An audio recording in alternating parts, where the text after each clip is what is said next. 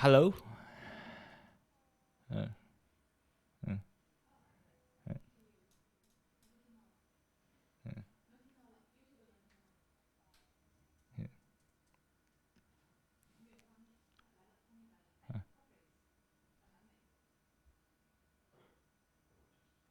Oh, and more and more people are joining now. Uh,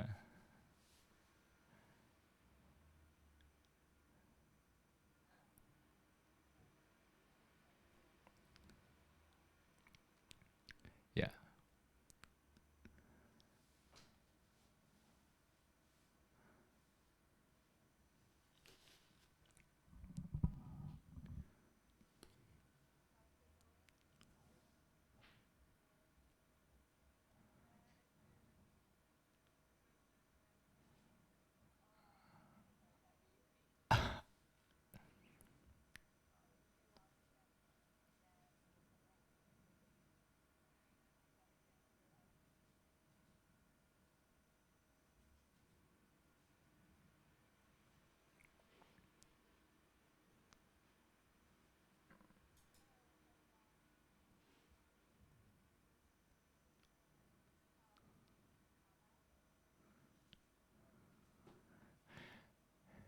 So I guess everybody.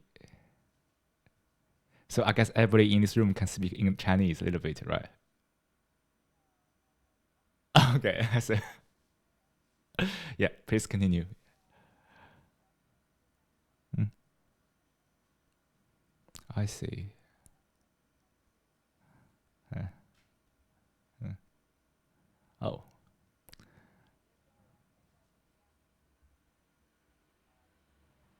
wow, cool.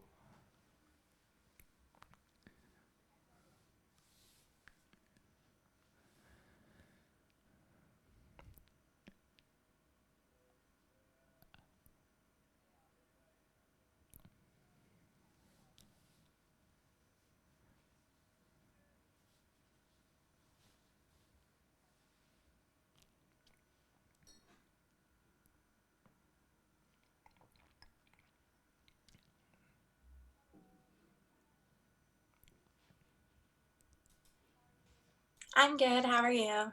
Also good. Back home now? Yeah, with my family. Sweet. Yeah. How's it going there in Canada? It's okay. We're not supposed to leave our houses except to grocery shop, Yeah. but it's okay for the most part. Mm-hmm. Yeah. And do they have stricter measures than Holland, like wearing mouse cap and They'll that? fine you if you're outside with someone that's not part of your family or that you're living with. Yeah. But they haven't recommended that everyone wear a mask yet. Okay. Like the Yeah. same as here. Yeah. Mm. Hello, Leonardo. Are you there? Hello. So for some people, we cannot really see the images. Yeah. How's the internet connection there? Yeah, it's all right. I mean, in the previous class, they couldn't hear me, but can you hear me now? Yeah.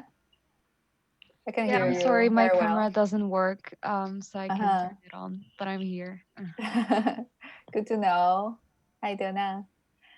Shamu, how are you doing? Hi. Hello. Hello. How are you doing? Sorry, good, thank you. How are you? Just for our guest speaker. How are you doing? I'm okay. Feeling a bit more used to the situation now than last week. Yeah. Yeah. It's for Sickle's information. And now we have students all over the world because some of them went back to their countries, like in UK, in Canada, in the States, South Africa. Yeah. Wow, that's really global. We have a global meeting now. Yes. So now I see 17 people joining. But since we're recording, so we can also just start. And if the ones who join later, they can always watch the first part if they miss anything. Sure. Yeah. Shall we start now? Yeah, okay. Then Okay, perfect. you can start. So, hello everybody. So, I'm very happy to give a lecture while this very interesting platform, Zoom. Now everybody is just in different countries to go through this very special period of the coronavirus. And then today, let's just talk about a little bit about Taoism, Laozi, Zhuangzi, Daodejing, and Zhuangzi and stuff. Okay, I can show the slide to everybody. So, yeah, okay. Can everybody see the slide? Yeah, I can see it. Yeah, perfect. So the topic is about meditation, actually. I think it's for you guys, it might not be a very unfamiliar term. Nowadays, the meditation, mindfulness is very popular to calm down the mind, to relax or whatever. But there's also a very interesting relationship between the Chinese culture and meditation in the past, also now. So today, let's look at this part a little bit.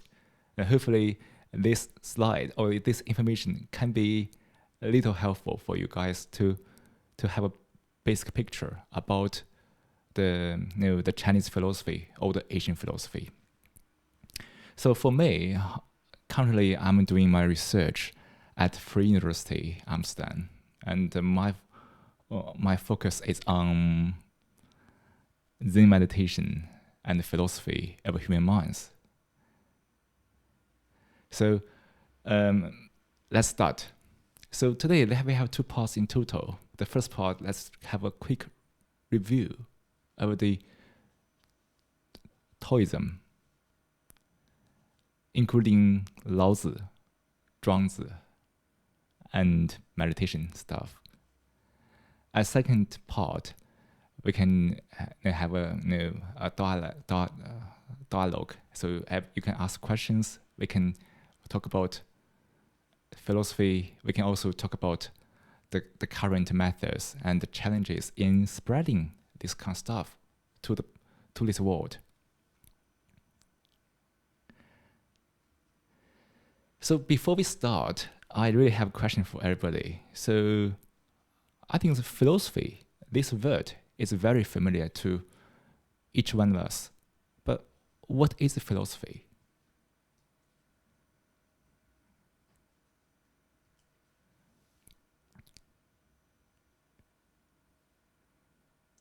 Anyone wants to volunteer to answer this question?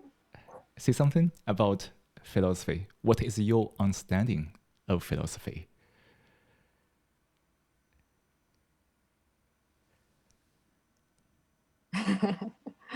I see Leonardo is laughing.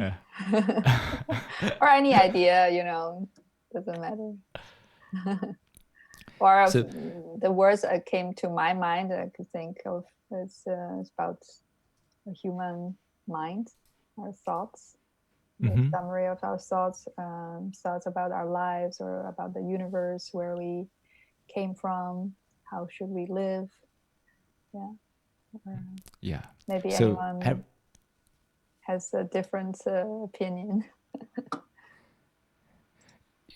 You say, so every time we mention philosophy, we always associate philosophy with some sort of thoughts or ideas or whatever.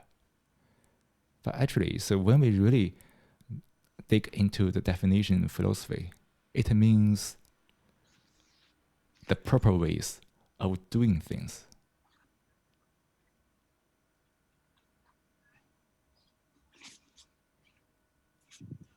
Proper ways of doing things. That's what I mean philosophy. It is a little counterintuitive because from our intuition, it seems that philosophy is more about thinking and doing a lot of thinking, ideas or thoughts, whatever. But actually, philosophy is about doing things. But maybe there is like a cultural difference, because I always understood philosophy as like loving wisdom, because that is like the old Greek meaning of the word philosophy. But I can imagine that in Chinese philosophy is more about doing things. But in Western philosophy, it reminds me of philosophy is like old guys who wrote down wisdom in texts, that kind of thing. So I have to tell you that because this definition is of one is a guy from the Edinburgh University in UK. They gave this definition. So we can see, yeah, maybe there's some kind of a cultural differences, but maybe not, right? Because no matter what we discuss, like definitely language has a very strong cultural element. But when we try to set aside the languages, the difference in languages, when we look at the philosophy, you mean wisdom? Yes, wisdom is also is about how to do things properly, which can show the wisdom, right? So anyway, because philosophy is a very big term, and people always want to define it in one or another. So maybe there are some other people who define it in a different way. But in today's lecture, before we start the whole content, let's just use this definition to understand philosophy. It's about proper ways of doing things. Of course, doing things properly requires proper thinking, right? So I think for most people, they have know the two names, Laozi and Zhuangzi. Laozi is a very, very famous person in China. Of course, he's a very important philosopher for the Chinese culture in the past 2,000 years. But his time is too far away from us. So we really don't know him a lot. The only book we know about him is his writing Daodejing. And we can also read some stories from other Asian books, but we have no clue what is he like. But in spite of this, Daodejing is a very important work for the world now. I think it's not only in China, also in other countries. A lot of people are studying Daodejing. And Daodejing is also the foundation of the Taoism.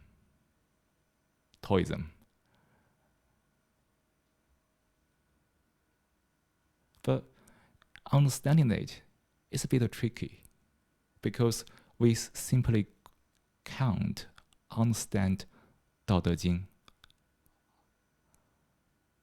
unless we have a life that we have gone through to experience it, to understand all kinds of challenges we have gone through. Then there's a resonance between your life experience, your reflection, and content in Daodejing. Dao, that's the very common concept in Taoism. What is Tao? It's difficult to say in one or two sentences, but I will borrow the term from the Buddhism to give a simple definition. Tao is the nature of the mind.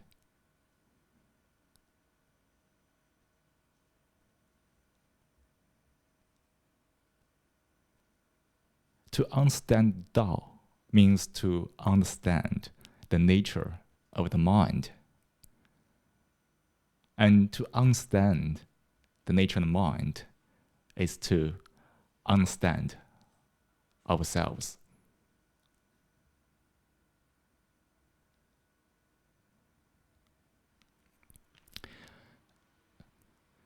For Laozi, according to the history, he was working in a library in his time. So probably he had a lot of chance to read books, I don't know. But his core idea or core thought is non-doing.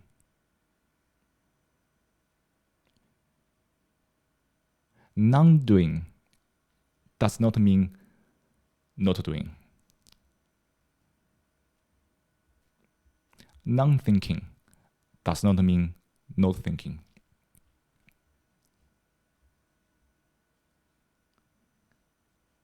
Non-doing, we can generally understand as try to follow the nature of the mind, never do something unnecessary.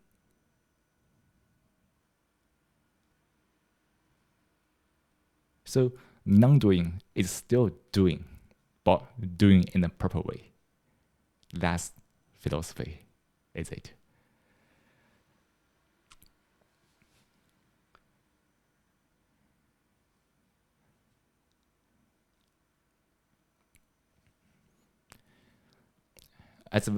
As I just said before, Laozi was too far away from our modern time. And to know his history, probably is not necessary, because no matter what we think about him, it's only a thought. Actually, the history about him is not important at all, because he is also an ordinary person as we are. Whether Laozi has his true name or not, we don't know. Whether this guy really exists or not, we don't know. It doesn't matter. Because each of us is anonymous, is it? We have a name. But this name can really represent us or not. Think about an elephant. Does an elephant have a name? Not really, right?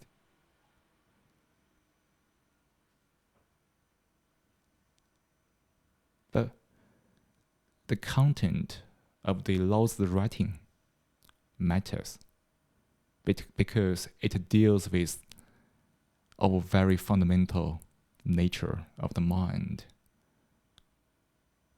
Why do we have a lot of anxiety, all kinds of mental challenges nowadays? Why sometimes it's difficult to control the emotions? Why we have a lot of sometimes argument, clashes between each other? Why the friendship is so vulnerable?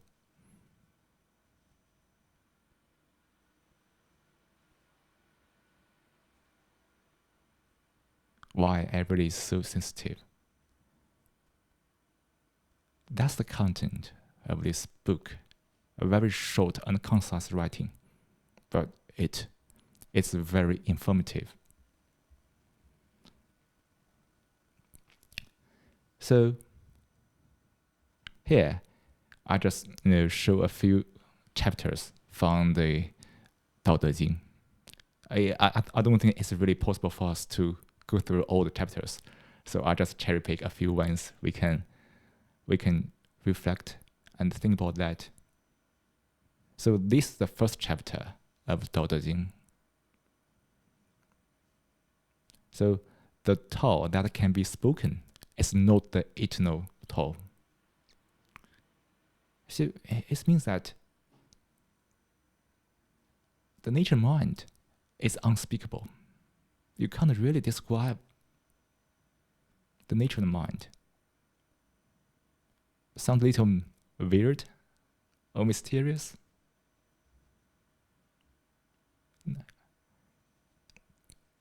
So I can show you in this way. The nature of the mind means the discipline of the rules of the neuron paths in the mind, in the brain, how the neuron works. When we speak, the very ability to speak is also the consequence of the activities of the neurons. So how can we speak about the nature of the mind, which also control the speaking?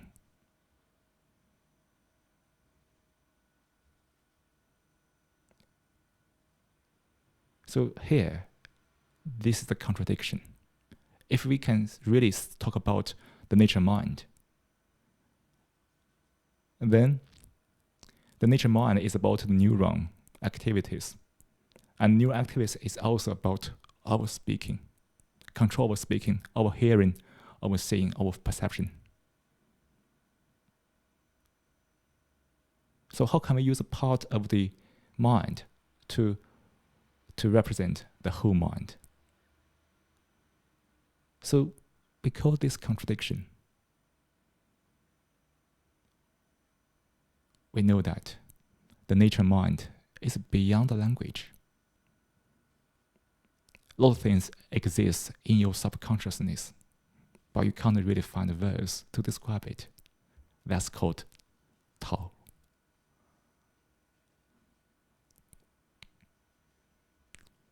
So that's why, for this part, we always think it is mysterious. But for this part, that's the all kinds of religions are working on. From 2000 years ago until now, the Christianity and other religions, they are also working on this part, because it is really mysterious when we can't really speak about it.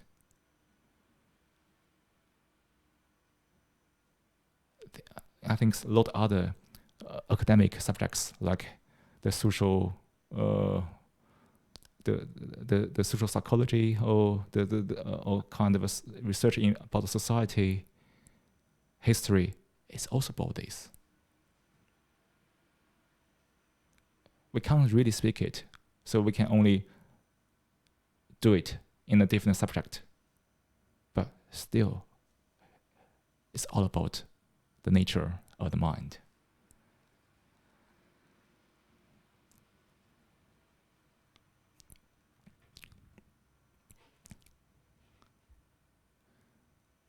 This part is also found Daodejing. Don't glorify the achievers, so the people will not squabble.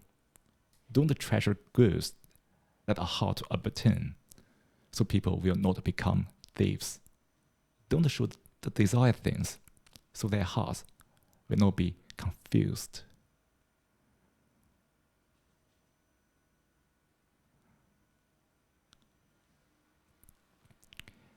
It is very meaningful for all modern life, because no matter which society we are living in, there are so many measurements.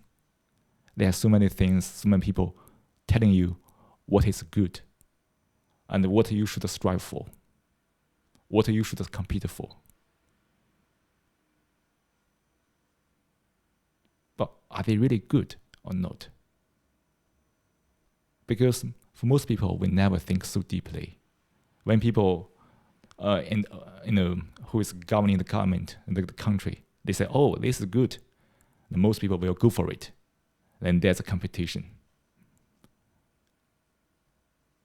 There's a clash between people.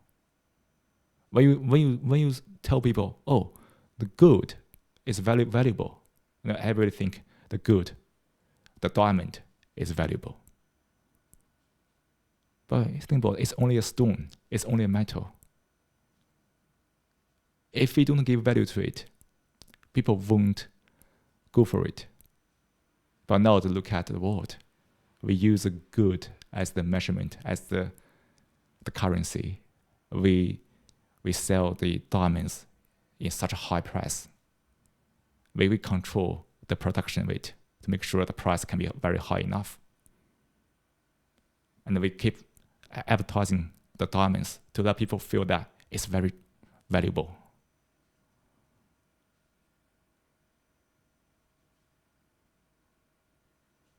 We had to be amazed that what Laozi had observed 2,600 years ago is the same with what we are going through now.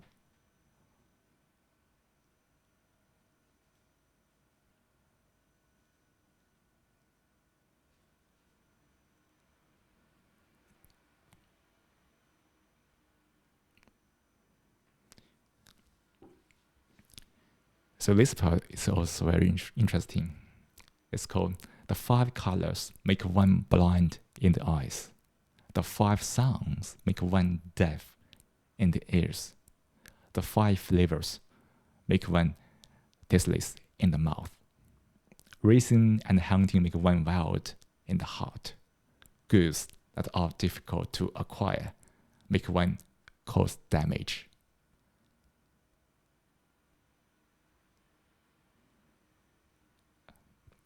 Look at the life now we are having, especially our young generation, right?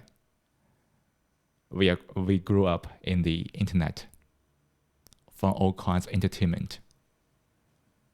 We watch the YouTube, the Netflix, we play with the Facebook, the Instagram, all kinds of colors, pictures, images, sounds. We listen to Spotify, the music. We also go for all kinds of food. So here, we do not deny that. You can still do it, of course. I'm also doing it sometimes. But we need to notice that we are all seeking pleasures from those things. When we get hooked by those things, that's what Laozi said. Make one blind, make one deaf, make one tasteless.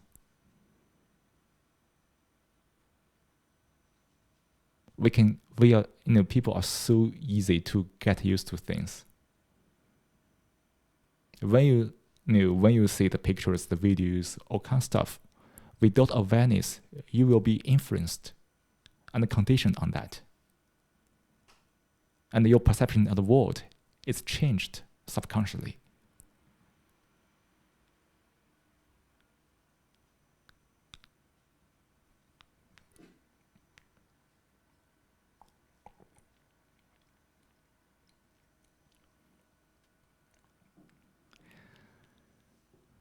So you say, this is the nature of the mind. We all experience this in one way or another. We know the pain of being attached to something.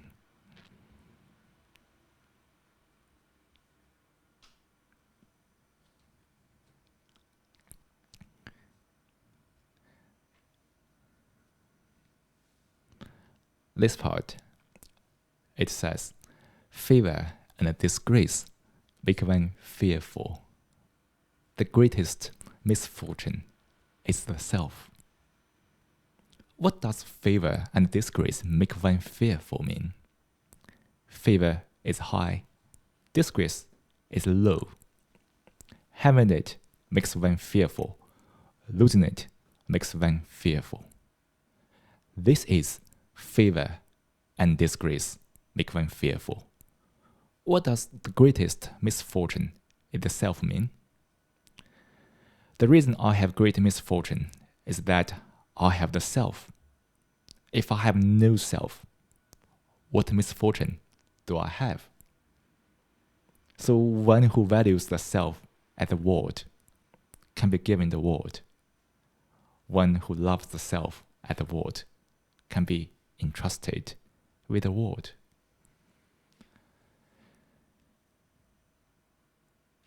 This is about the self, the ego, the self-image.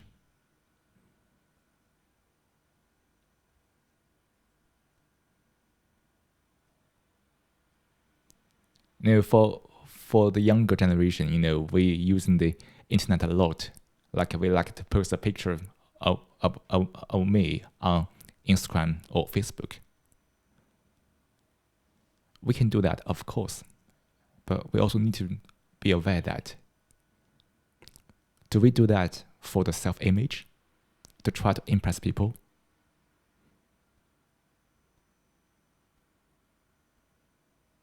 So I think some of us can have this feeling when people say, "Oh, your picture is ugly."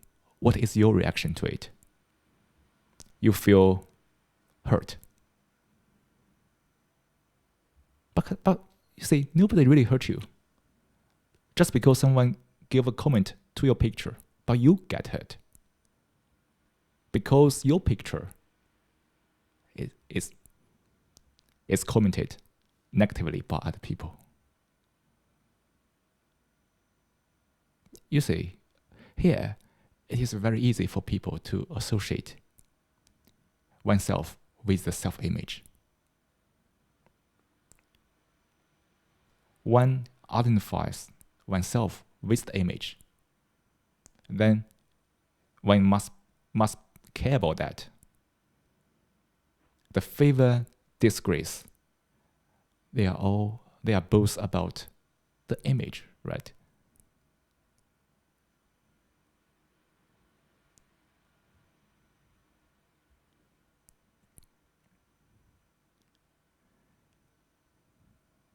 As the Krishnamurti, the article you probably have read before this lecture, that the self is the only source of all mental conflicts.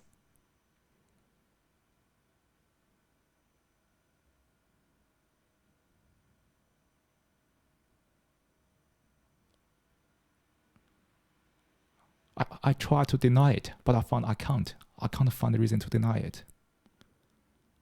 When I pick up my ego, all the trouble come back. When I let go myself, I just feel peaceful and calm.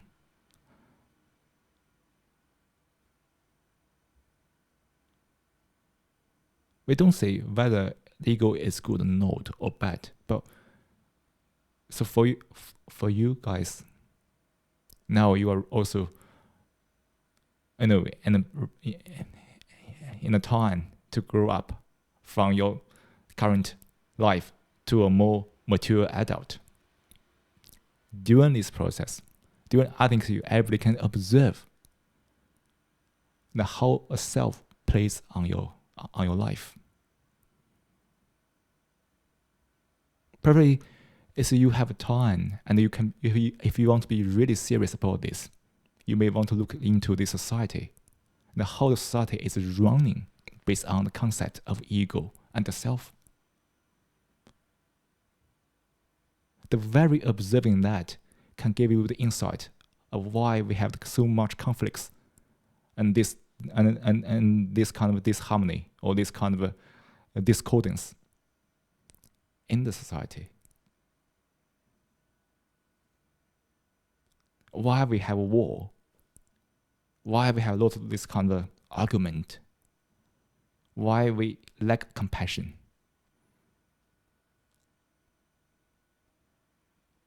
The very understanding of the self will lead to the answer, for sure.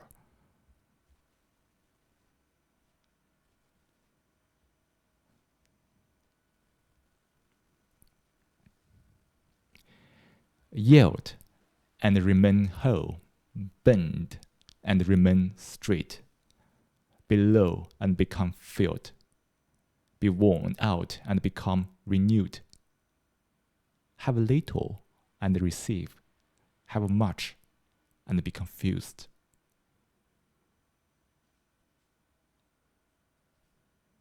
Without flaunting themselves, so I think clearly, without presuming themselves, so are distinguished, without praising themselves, and so have merit, without boasting about themselves, and so are lasting. Because they do not contend the world can't contend with them.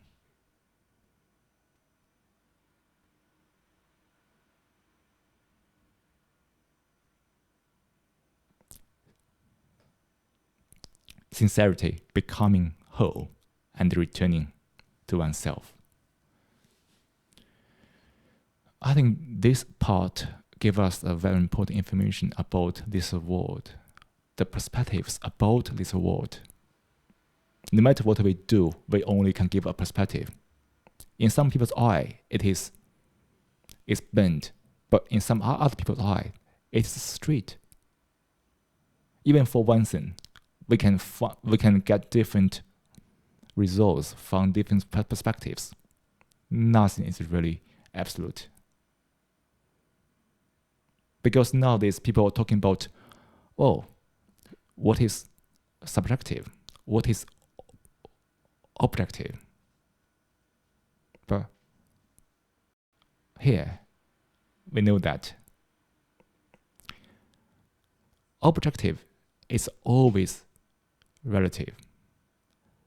Subjective is always absolute.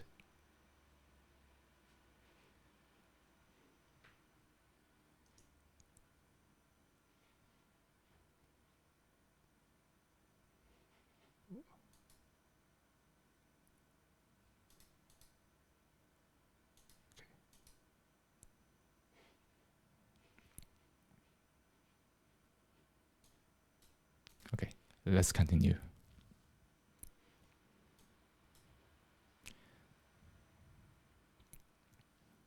So, you see, must be important for us to remember, be careful to give a view. Right? When we give a view, that's only our own perspective. Without awareness, when we give a view, people will return another view. Then there's conflict, there's a clash, there's an argument.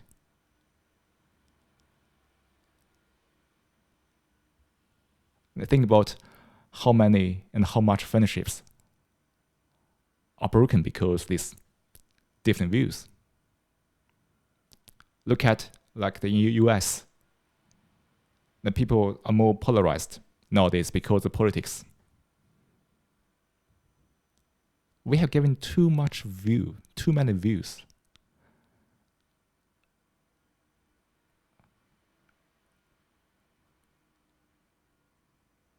And most of the views are very unnecessary. But when we give a view, without this awareness, it divides us, right? It divides you and your friend. Because of you, your friend become your enemy.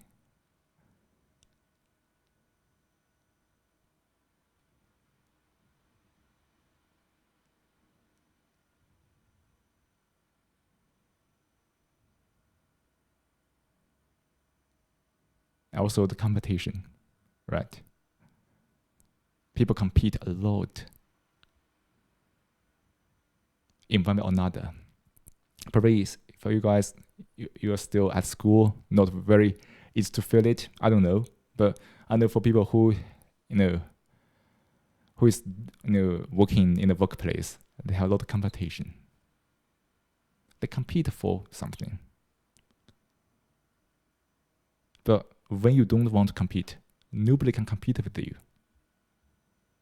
Here, probably I can give another example. It's not compete, compare. I think most of us compare ourselves with others in one way or another, right? But can you feel the consequence of comparing yourself with others? Sometimes we can be very jealousy of other people. Resentment. Sometimes we can be very arrogant because sometimes we feel we have some advantage over others by comparing.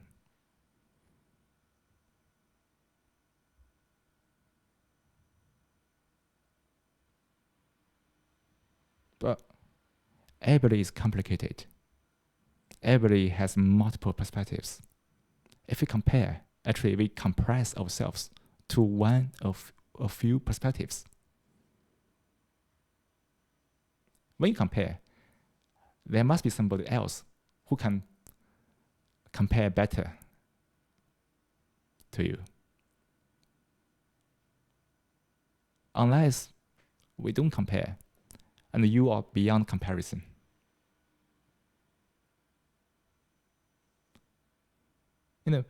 This comparing is a very subtle mental actions everybody can do. Compare for a lot of mature adults, they compare salaries, compare the material things. For young people, we also compare some subtle things. Maybe your grade, your performance.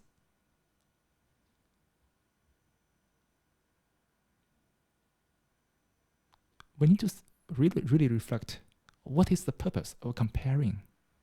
Because you want to take pressure from comparing, right? Hopefully you can get some advantage so you can feel proud. But because we are in that mental situation, there is always someone else can shame us.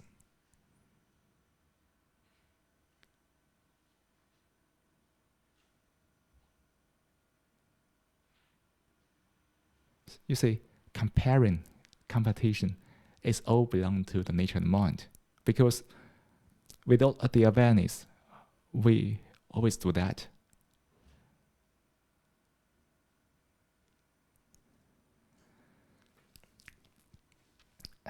This part is also very good to read. Those who understand others are intelligent. Those who understand themselves are enlightened. Those who overcome others have strength. Those who overcome themselves are powerful. Those who know contentment are wealthy. Those who proceed vigorously have willpower. Those who do not lose their base endure. Those who die but do not perish have longevity.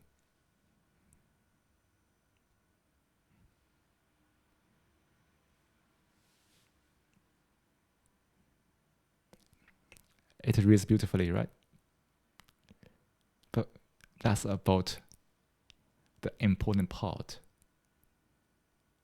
of understanding Tao. Actually, the purpose of understanding Tao is not the concept itself, but is to understand ourselves, understand yourself truly.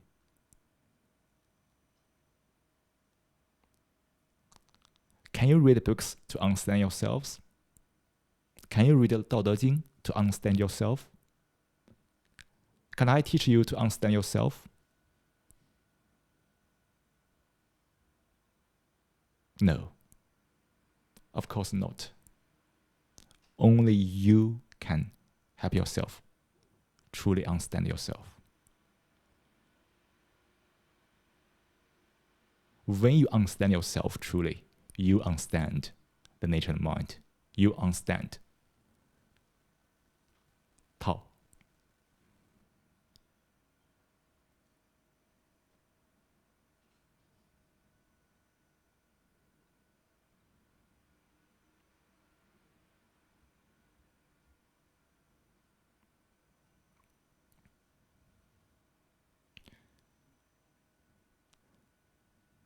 When we really understand ourselves, we can really change ourselves. That's to say, overcome ourselves.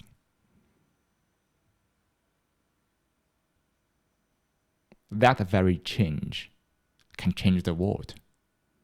I think some people can be very ambitious to change the world. But to change the world is to change yourself. Because the world you mean is your inner production from your mind. How you perceive the world, how you feel the world, That is your perception. So if you want to change the world, actually, you just need to change yourself.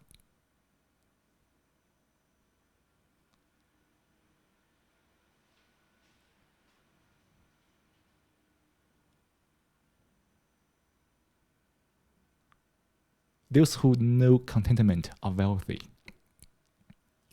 Whether we are rich or not is not determined by how much you own. That's only a concept, to be honest. But you are satisfied, you are contented with what you have. You are wealthy, beyond comparison. But nowadays, look at the people. People want to be wealthy by comparing themselves with others. Oh, I'm rich. I'm super rich. And for other people, it's easy for them to fall into the trap, try to be rich, into this trap, because this trap means that they think having much money is called rich. So you see, that's the mutual influence between each other.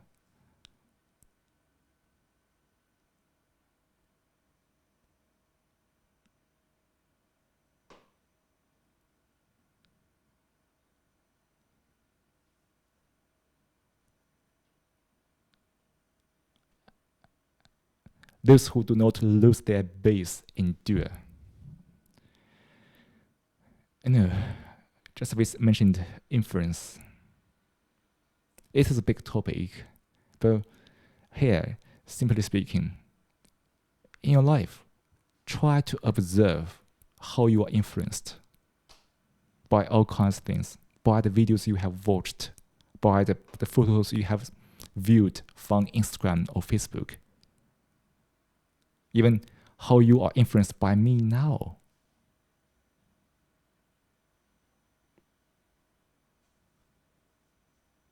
When we are influenced, it's super easy to lose the base.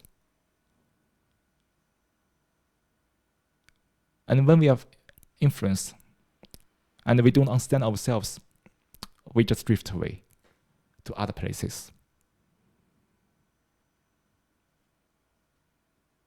That's most people's life, to be honest.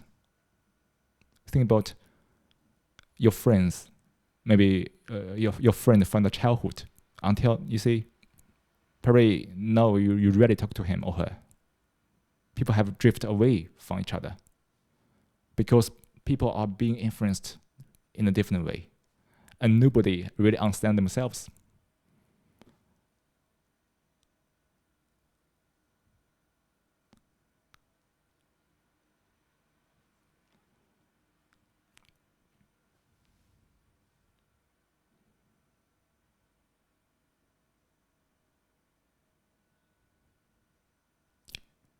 So the retaining is the movement of Tao.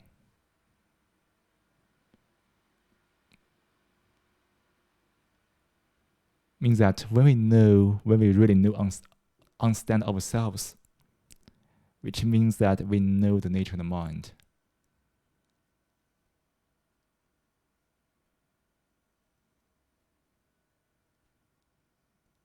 We should return to it. Return to the root. Return to the nature of the mind. This can be very abstract because everybody has different way of life. For example, some of my practice is like try to reduce the use of the mobile phones. Try to eat healthy. Don't drink alcohol, for example. I just give example because you have your own ways to return to the nature of the mind. I don't speak unless I have to speak. I try not to react to people's comments because I know that their comments is also because their because their mindless state. All things we can do to readjust the lifestyle, to make our lifestyle more agree with the nature of the mind, or simply speaking, the nature. So returning to the movement of its Tao means return to nature. Not physically, but mentally to nature.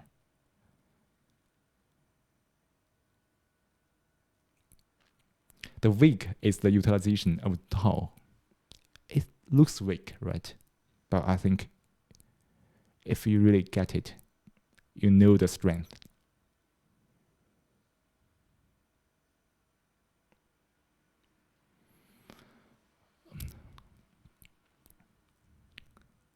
The myriad things of the world are born of being.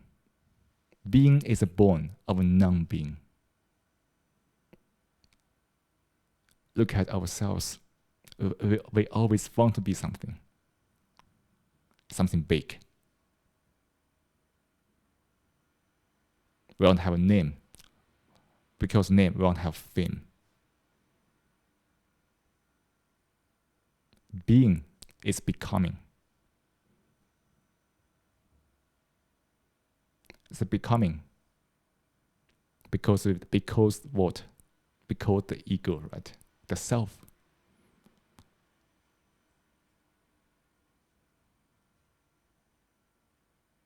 The desire to be somebody, something. It's found over the self, the ego, and that's the only source of all mental conflicts. So I think for many of us, if you want to be something, or want to be something, give us a lot of trouble. You need to experience it.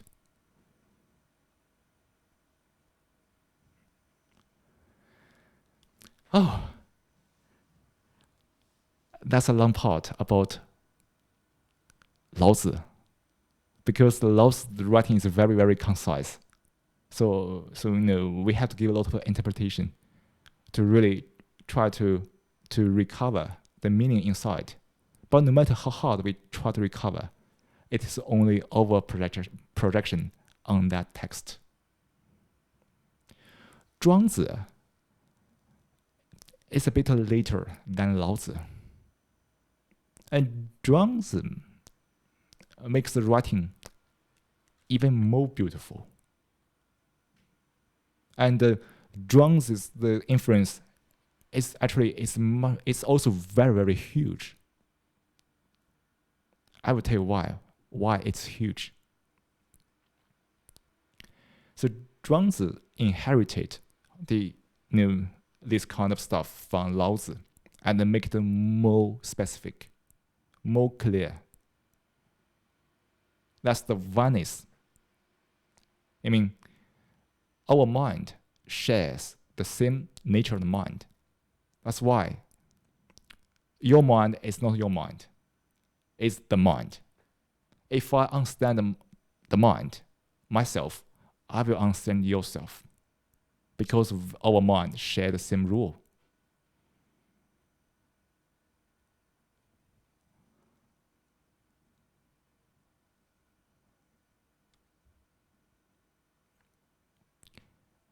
So some of you might understand a little Chinese. Here is a character. It's called Wei. Wei has two parts. The first part is 人, a human. Wei 就是 do something. The human do something means Wei. Wei means not authentic.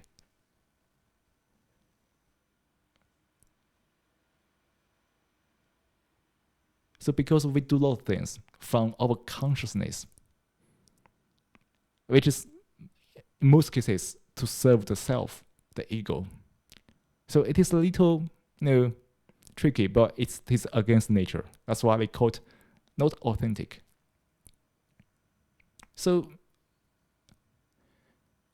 the concept from Zhuangzi is to live an authentic life.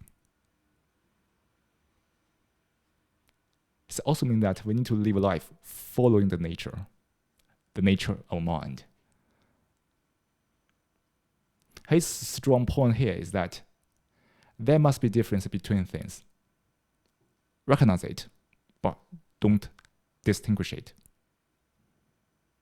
It is very similar to what we mean nowadays in the mindfulness practice.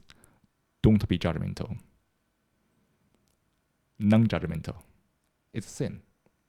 There must be sin. There must be a difference between these two things, but don't distinguish it. Don't discriminate against it.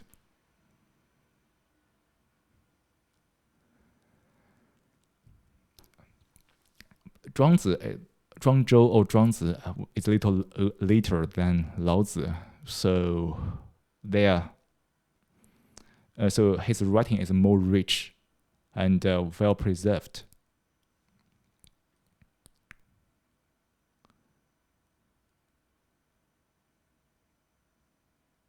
So there's a very famous story from Zhuang's book.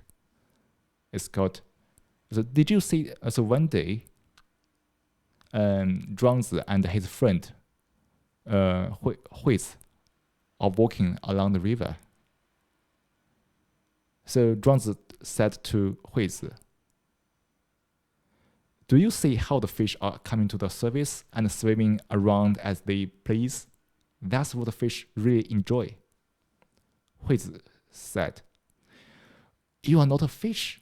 How can you say you know what fish really enjoy?" Zhuangzi replied, "Come on, you are not me. How can you know I don't know what fish enjoy?"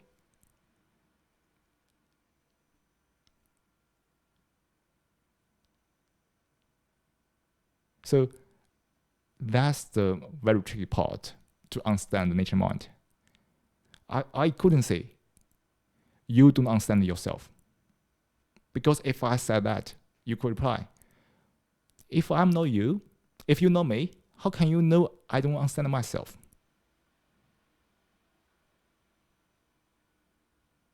So to understand nature mind, you need to do it. You will know you understand it or not. Nobody else can know. Nobody can give a statement.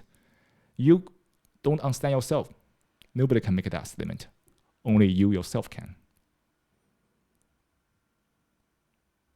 So that's also talking about this unspeakable nature of the mind.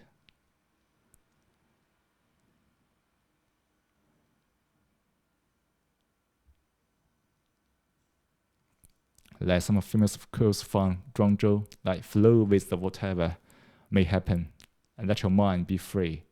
Stay centered by accepting whatever you are doing. This is the ultimate.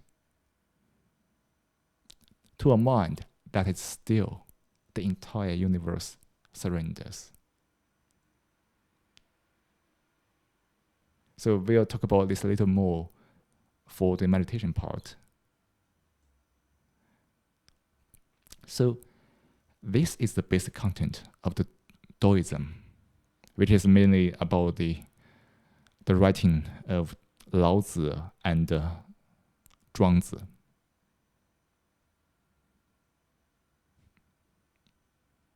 So here I want to give a little more information about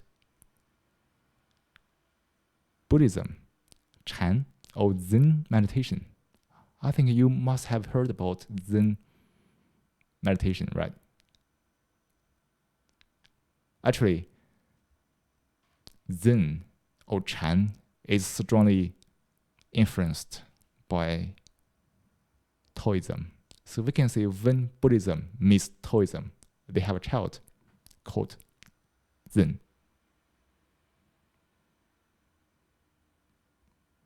So it's more about the concrete practice and improve the mind and well-being. So there are three key points here about the Chan meditation is to first awaken yourself. That's to understand yourself. Then try to help others to understand themselves.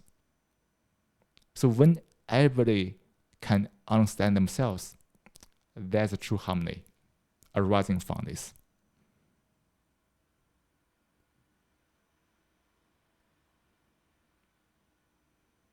So that's Zen or Chan. In China, it's called Chan. And during the Tang Dynasty, the Chan meditation went to Japan, and they gave a name called Zen. So no matter you call Chan or Zen, they mean the same.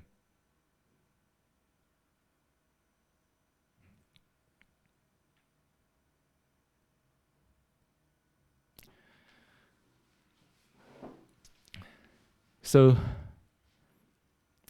if you want to know what is meditation or mindfulness practice, I think you have heard about all the content from the past 1 hour. It's all about this, the nature of mind.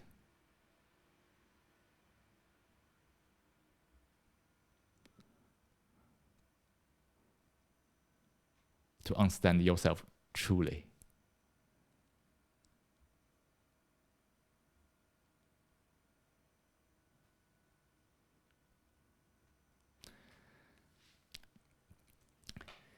So, okay, let's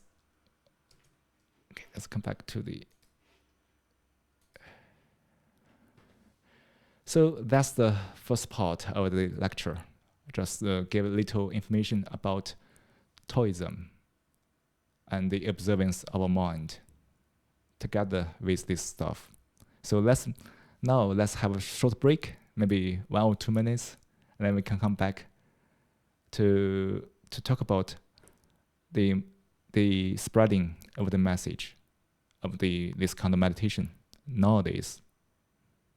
And I'm happy to answer all of your questions. Okay. See you in 1 minute. Thank you very much. Very much. Yeah. And I'm thinking that later when we ask questions, perhaps we can do typing. So if any of you have questions, then you can type in the chatting box, and then Sure. you can choose. For example, you can choose from the top who asks first, or you can also, if some questions that you feel you cannot answer, or you feel or you have some preference, then maybe you can also choose which question. If I don't know, I will say I don't know. Yeah, sure. Okay, so we can take a little break, and then please type your questions to Sickle, and then we can communicate. Yeah. Thank you. Thank you. See you in a few minutes. Yeah.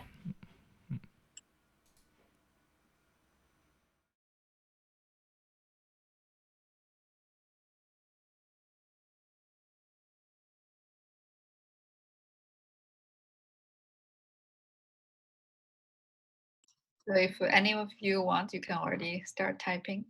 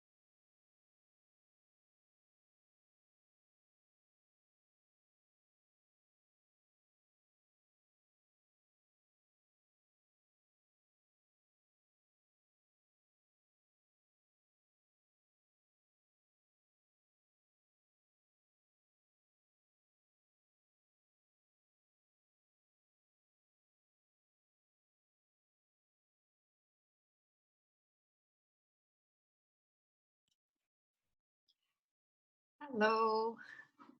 Shall we start? Yeah. Okay. And I don't see any question yet, because before the lecture, I asked you to watch the film about Taoism, and you have probably also have done the reading. And yeah, if you have questions, you can type, or you feel talking is more convenient, is clearer to express, then you can also do that.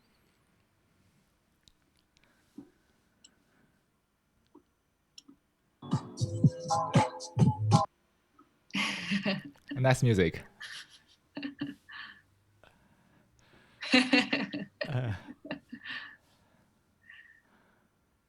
Anyone? No question? Or when you were watching? I was just wondering how, Mhm. sorry, because all these concepts seem very abstract. How do you practice it? Or if you resonate with this, how do you, practice like understanding your mind? So the only way to understand it is to live a life. Life teaches you everything. Sometimes we need to learn the hard way. No. Sometimes we can learn some beforehand, but generally, yes. Your life is your best teacher.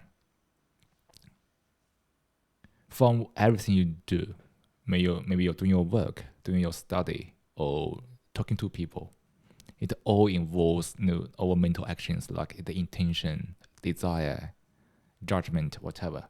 So to understand this, you need to have a life. It means that no matter if it's good or bad, sometimes you have some trouble, some challenges. It might not be a bad thing. It can teach you a lot. And if you really very serious about this part, I think for many people nowadays, I think from this younger generation, we have so much information received from the internet, and the mind has been strongly influenced in one another. So probably it's good to meditate. Actually, so yeah. Do you want to say something, Mei? Yeah, I was just reflecting to the film that we saw in Ruben Talau's documentary about Taoism. We also know that a lot of Taoists, the people who really want to practice Taoism, but of course Taoism also had different branches, and some people practice Taoism by living in the mountain, hide themselves from the society, from the others, and to only focus on meditation. Then, I can imagine. So I would say those people couldn't really understand Taoism at all. They are attached to some forms. Oh, I had to be a monk to meditate. I had to be away from society to meditate. No, that's so. Because since we are living, we are always interacting with people. Simple the monks in the temple, they also interact with each other. So even they are away from the society, in their temple, it's a small society as well. So I think there's too many, very concrete, detailed practice. I think it's only mislead people. You don't have to change your life. Like, I have to go to mountain to hide myself, and then I can practice Taoism. That's not Taoism. But most people misunderstand that in that way. So the tricky part is that no matter where you are, if you want to know the nature mind, you can just maybe meditate 10 minutes per day. Try to watch 10 minutes less program in the video TV and try to give more time to meditate. Just keep your mind in still to notice what is going on the mind. That's to meditate. So I would say, for a lot of religion practice, like Buddhism, most people misunderstand it because, people are so easily attached to some forms. Oh, I have to do this. I have to do that. And then they become, then I can be mindful. But it's not so. Because when we are really attached to some form, like go to a mountain to hide ourselves, that's also a form. We are entrapped by that again. So to practice, I would say, meditation, if we can really describe it, is to truly set yourself free, mentally free. That's important because nowadays we have too much work, a lot of stress. We sometimes entrap ourselves in one or another. To practice Taoism or to practice, I would say, meditation or Zen is not to follow some forms. You can have your own forms, but the purpose is to set our mind free. When you are free, you can be truly creative. When you are free, you can be truly compassionate. When you're free, you can do what you want, of course, out of compassion. So I would say that's why this also, So that's also concern this topic. It's very tricky to spread this message to the world. Because no matter what we teach or tell people, if people don't think or reflect themselves, they are always attached to some form.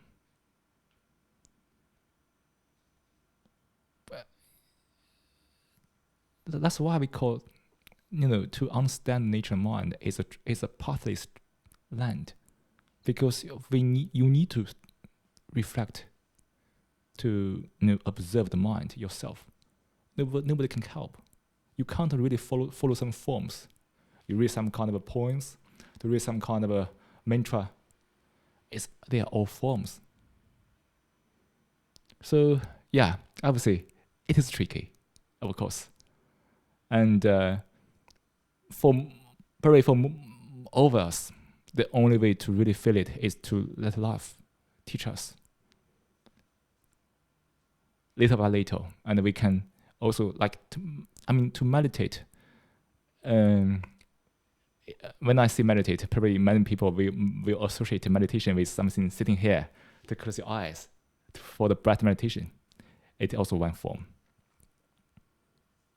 So I would say to meditate is to live life consciously.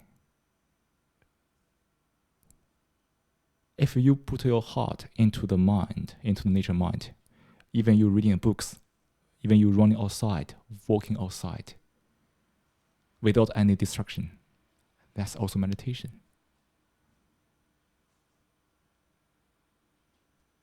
So I would say it's difficult to fully present this stuff in one session here, but I would say for Taoism, for Zen meditation, is for freedom, the true freedom from within. And if you want to have this freedom, you can find your own form to practice it. I hope this answer make you happy. I was just thinking that because now we're talking about Taoism as a philosophy, and perhaps for those people who practice the Taoism in their own way, a lot of them treat Taoism as a religion, because there's a purpose of practicing. It's not only about freeing yourself. I think they also have this idea that they want to have a afterlife, and this afterlife, if they practice in a certain way, like we say, 成仙, become a god after your life. I think that's probably a different branch of Taoism. No. Vision. Because people misunderstand this, the philosophy, the nature mind. That's why it's easy for people to be attached to forms and based on forms created some very concrete hierarchical practice, which we call religion. So as the one Krishnamurti said once, master destroys disciples destroy masters. So if I say, okay, I teach you how to live a life, when we have this relationship, it destroys both of us. Because for the inner exploration, it's a very individual practice. Nobody can help you. I can't tell you what you should do. You only know what you should do after you figure out yourself. So it is an unavoidable tragedy, and also it's also part of the nature of mind that most people misunderstand it. They just purely understand by text, by other people, what other people are talking about, but they rarely look within. So I would say the true meditation, or if ever they want to practice Taoism, you don't need to call it Taoism, because it's only a name. Maybe we can call it meditation, or maybe awakening. I don't know. So the name doesn't matter, but the general practice is that look within. You don't need to seek any authority or read some books from others, opinions from others. You don't have to. If you can observe your mind at this moment, non-judgmentally, if you look at your mind with a very fresh mind, means no past experience or knowledge, you don't need to interpret it. Just look at it. Oh yeah, at the moment I'm jealousy of other people. Oh, at the moment I have some resentment. When you look at that part without any contamination, that's meditation. Because the very observance of what is going on the mind with absolute honesty is meditation. But look at ourselves. How difficult to be really honest with ourselves. See, that honesty is the practice. So you have your own form. You will find your own form to practice it. And actually, it's not to practice it. Live with it. Live with the nature of mind. And then we can understand why the people are so arguing against each other. Why we have the people have so many bitter arguments. Why the world is so divided. Why we have so many problems around the world. Even in the family. It's all about this part. To realize, to observe how petty the mind is. Always easy to be carried away by small details. Or try to compare yourself with others and try to find some kind of advantage from a small argument. Sometimes. Try to notice this pettiness with absolute honesty. That's to meditate. And that's to practice Taoism. So be truly honest with yourself. It's a way to set yourself free, is it?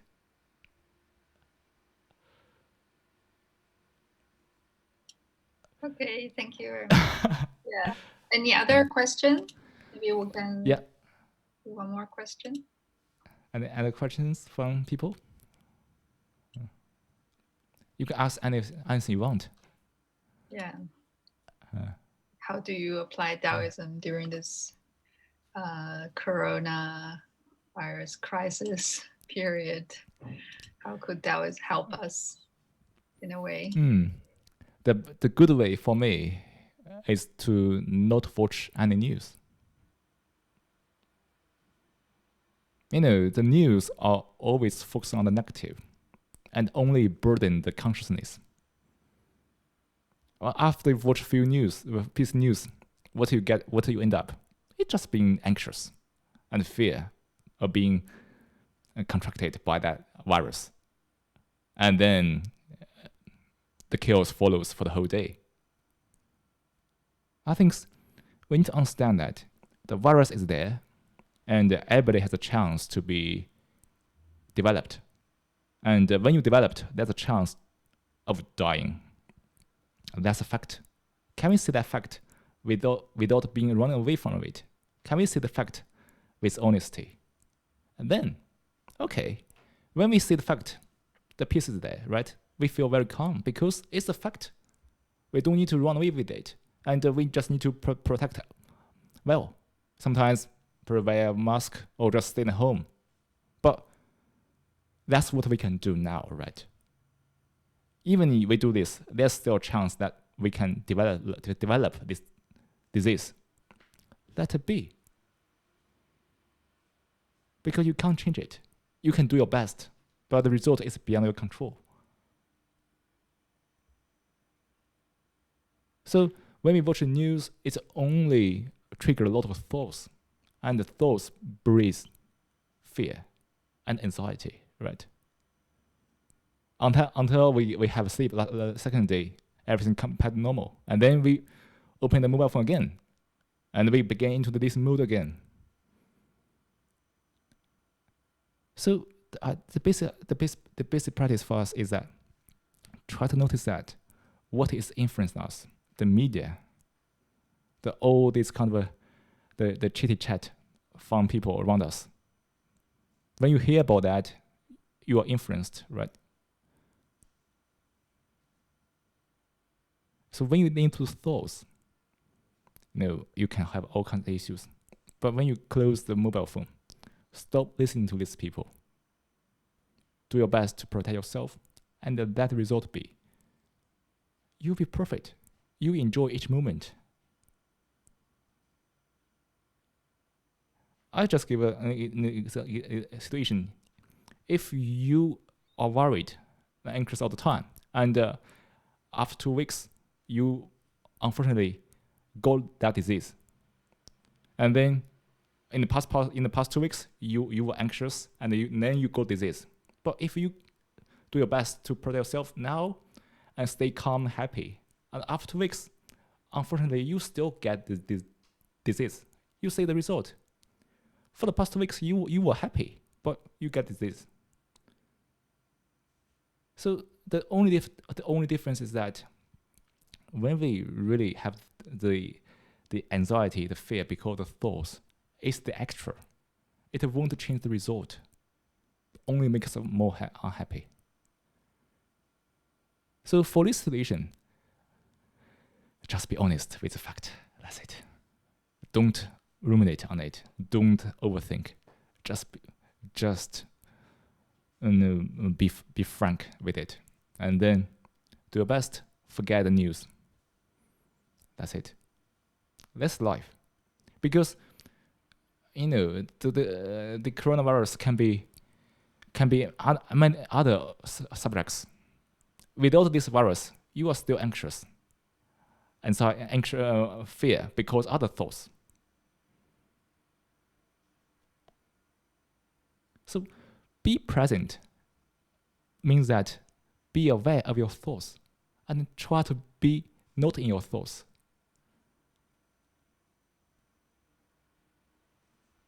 And practice meditation or practice Taoism is to observe how thoughts has permeated into your life.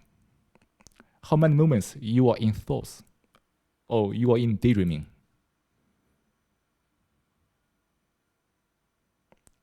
To live a life without daydreaming is Taoism. Like, for example, in a day when you walk outside, are you really focused on walking on the road, or are you thinking about something else? Think about the work, the homework, the teaching, whatever. If you are able to focus on walking, when you are walking, that's practice Daoism or meditation, whatever you call it.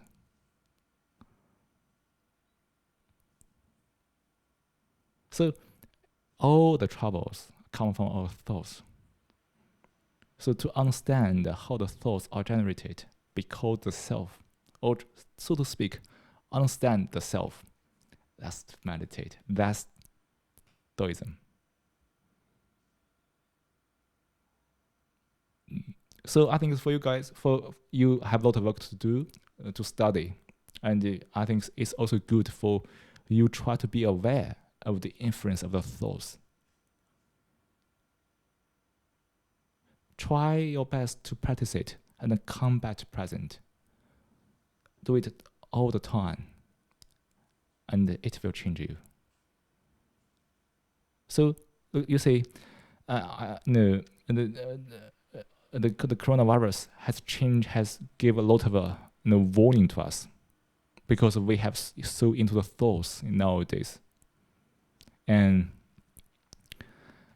the fear is there, and I think from maybe it can be weird, but I will say sometimes it's not bad to have this virus to give us the awareness that how can we live a life consciously, and how can we really stop the spreading of the virus, and also stop spreading the rumors about the virus. We have received so many rumors about that as well. People, because fear, so they begin to create stories, and they begin to spread stories to influence other people. To notice those tiny but very powerful influence in your life is Daoism. Daoism is simple, just back to nature. Why we find it difficult? Because we have now so stuck. We have now so stuck in the life habits. So these habits are so strong, blocking us from returning to the nature. But I think everybody can. So the life work is yours. You need to find your path to understand this. Any other questions from you guys? Anyone? No? Okay. Then thanks a lot for Seiko to share your opinions and share your knowledge with us. Yeah, like you said at the beginning of the presentation, that Laozi said whenever we express ourselves and then we have our own argument, and maybe other people might have counter arguments.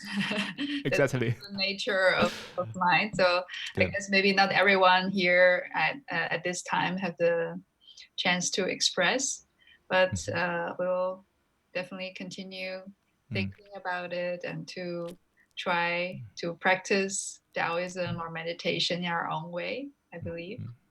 Yeah. Yeah, and I hope everybody value peace and calm most, because when we are really peace and calm, we will know how to do the things properly. Yeah. And try to realize all kinds of reactions we are in during the daily life. And anyway, stay peace and calm. Matter most for each of us. Try our best. Yeah. Okay, thanks a lot. Thank you. Virtual. You're welcome, and hopefully see you again in the future. Yeah, thank you. Yeah. Bye-bye. Good evening. Yeah. Bye. You too. Bye-bye. Let's say a few words about our plan after this lecture, because this will be, as we planned, this is the last live talk that we have. Next week we have 2 other guest lectures, but they're both recorded. So I will share the recorded lectures and the discussion questions online. And the week after, we'll start preparing for your own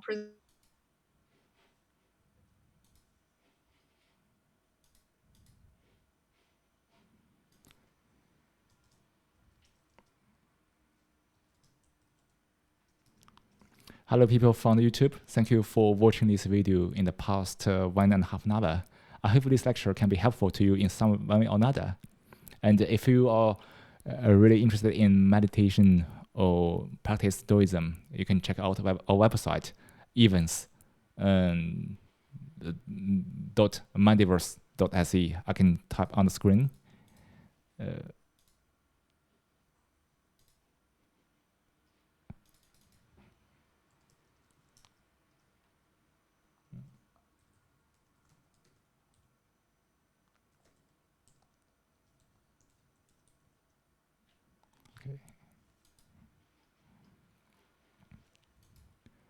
And yeah, I hope this lecture, it just give a little information about the Taoism and meditation. And I hope everybody have a peaceful life. And thank you for the time today to watching this, to support the multiverse.